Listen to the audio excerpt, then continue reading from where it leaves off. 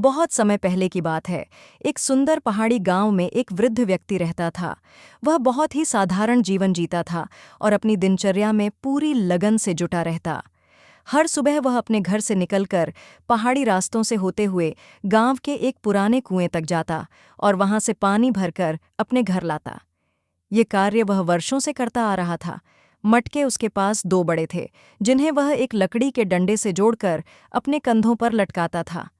दोनों मटके दिखने में एक जैसे थे, लेकिन एक मटका थोड़ा फूटा हुआ था, जिससे पानी धीरे धीरे रास्ते में टपकता रहता था। सही मटका हर दिन पूरा पानी घर तक पहुंचाता, जबकि टूटा हुआ मटका आधा पानी रास्ते में ही खो देता। वर्षों तक यह सिलसिला चलता रहा। सही मटका अपनी परफेक्शन पर गर्व करता, लेकिन फूटा मटका खुद को बहुत हीन महसूस करता। वह सोचता, मैं कितनी मेहनत करता हूँ, लेकिन मैं अपने मालिक को पूरा लाभ नहीं दे पाता।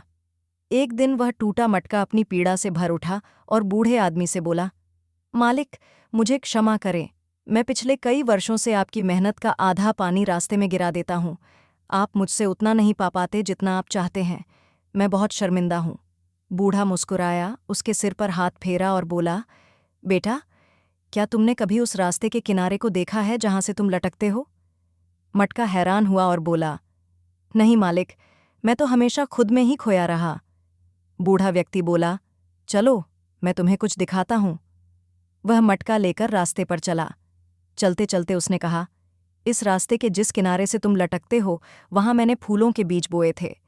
तुम्हारे टपकते पानी की वजह से वे बीज अंकुरित हुए और अब देखो, यह पूरा रास्ता रंग बिरंगे फूलों से भरा हुआ है।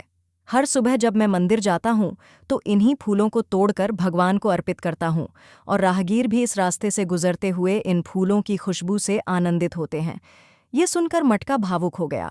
उसे अपनी कमी अब शक्ति लगने लगी। उसने पहली बार अपनी उपयोगिता को महसूस किया।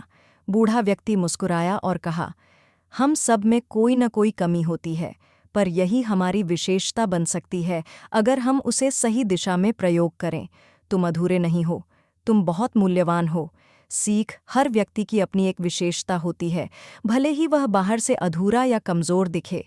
अगर हम अपने दृष्टिकोण को बदलें तो हमारी सबसे बड़ी कमी हमारी सबसे बड़ी ताकत बन सकती है।